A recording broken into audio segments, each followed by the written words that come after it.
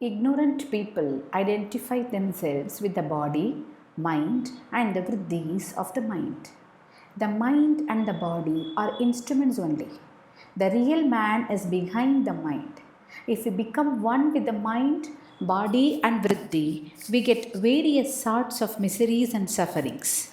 The whole universe is created by the vriddhi of the mind only. If these mental waves or thought waves subside, we can attain the absolute state.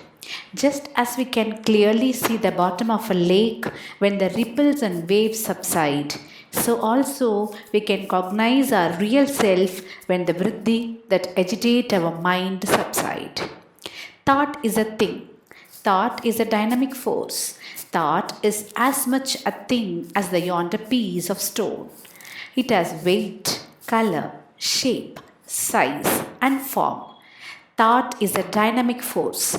It is caused by the vibrations of psychic prana, sukshma prana, and the mental substance. It is a force like gravitation, cohesion, or repulsion. Thought travels or moves. Thought has got tremendous power. Thought can heal diseases. Thoughts can transform the mentality of persons. Thought can do anything. It can work wonders.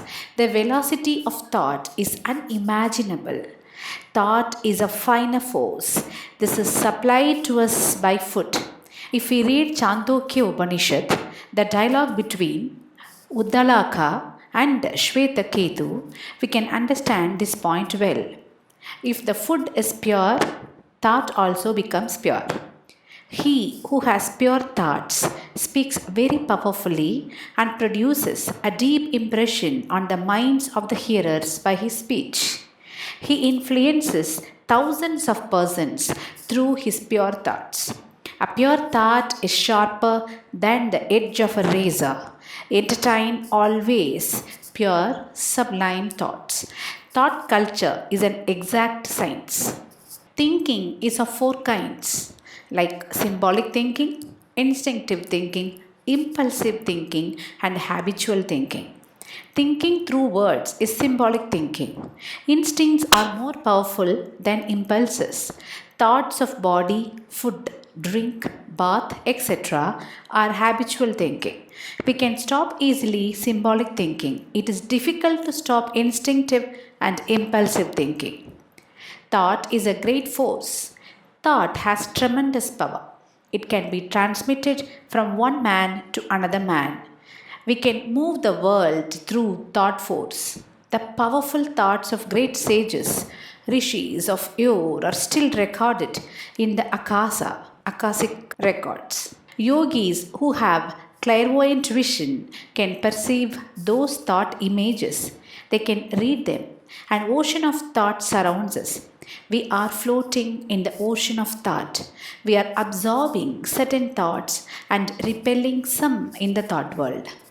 Everyone has his own thought world. Through practice of yama, niyama, pranayama, and meditation, we can change impure thoughts into suitable pure thoughts. Meditation fills the mind with cheerful, powerful, sattvic thoughts. Chitta is a mind stuff from which the vriddhis arise. The thinking principle is a comprehensive expression equivalent to the Sanskrit term antakarana. Antakarana is a broad term used in Vedanta. It includes manas, mind, buddhi, intellect, vritti, and ahamkara, egoism or self-asserting principle. The one mind assumes the three other forms, buddhi, chitta, and ahankara. According to the different functions it performs, vriddhi beda. Just as one man is a judge in courts, president in a sabha, storekeeper in a store, and general secretary of a managing committee. Manas is a sankalpa vikalpatmaka, willing and doubting. It thinks whether to go to a place or not. whether to do this or not, and whether this is good or bad. The mind is of a doubting nature. Buddhi, intellect, is Nichayatmaka, certitude. It is the determining faculty. It is that light of Buddhi that determines one way or the other. I must go to Delhi by this evening train. I must do this work. This is good. Chitta does the function of Anusandhana, contemplation, and Dharana, concentration. The function of memory also belongs to Chitta. According to yoga philosophy, Chitta is the mind stuff or the mental substance, and the mind, intellect, and egoism are various processes in the mind stuff. Agankara is the self-arrogating principle. It does the function of Abhimana, identification. It creates mamata, mindness. This is the root cause of all human sufferings. All vriddhis hang upon this one aham vriddhi, I thought. It is the root cause of human ignorance. It should be distinctly borne in mind that the thinking principle, mind, is not the Atman, self, who is the fountain source of all consciousness or knowledge. Just as a piece of iron moves in the presence of a mighty magnet, so also the little mind moves in the presence of the majestic Atman.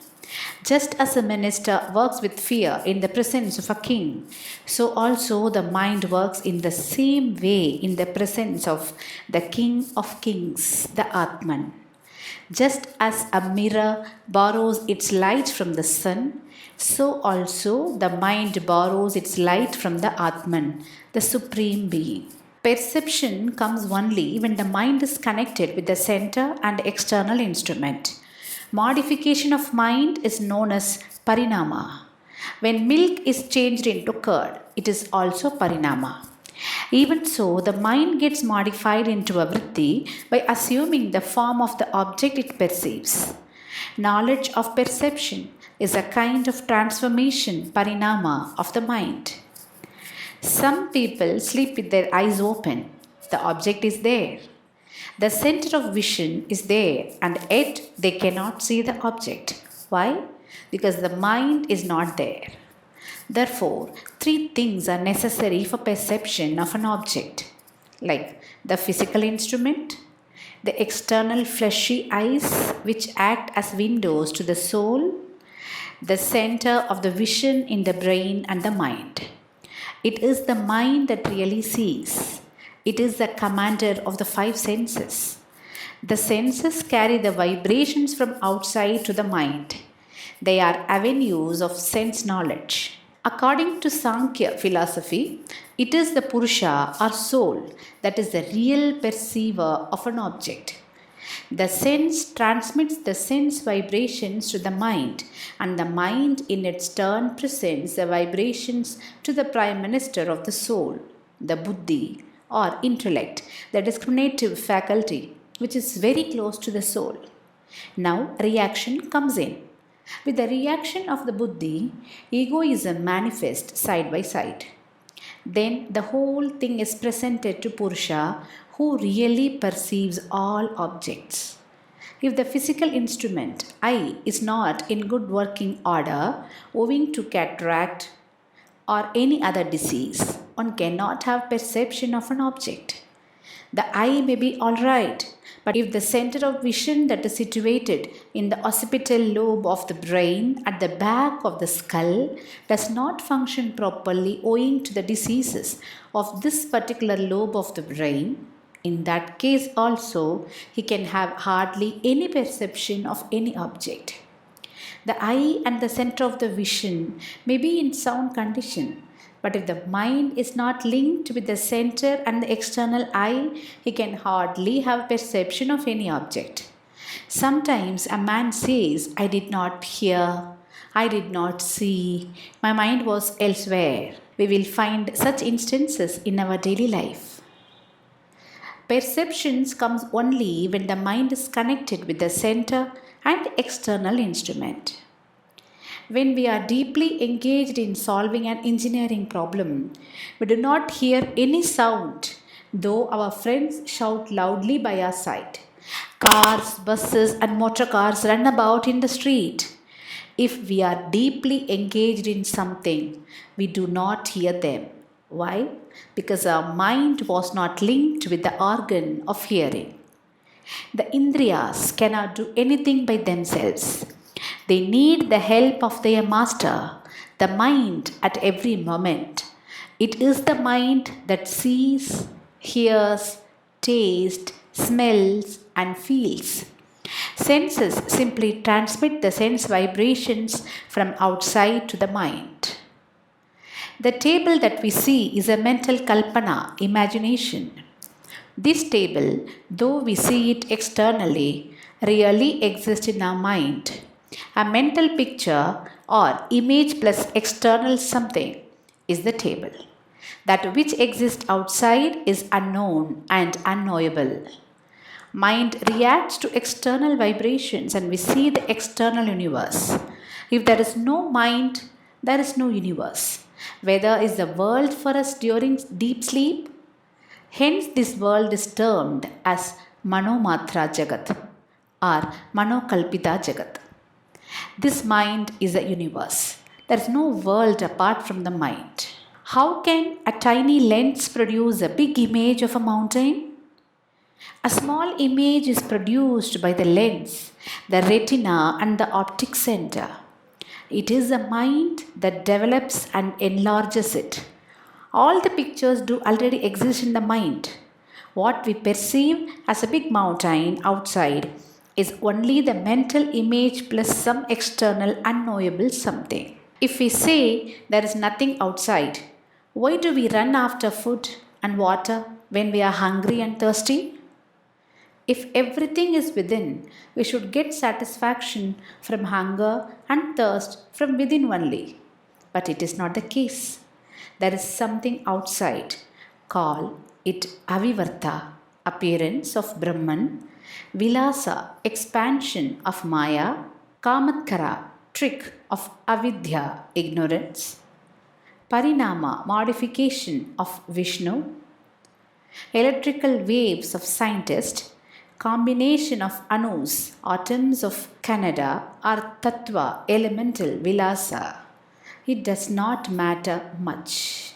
Om Trayambakam Yajamahe Sugantim Pushtivardhanam Urvaru Kamiva Bandhanan Mrityur Mukshya Mamritat.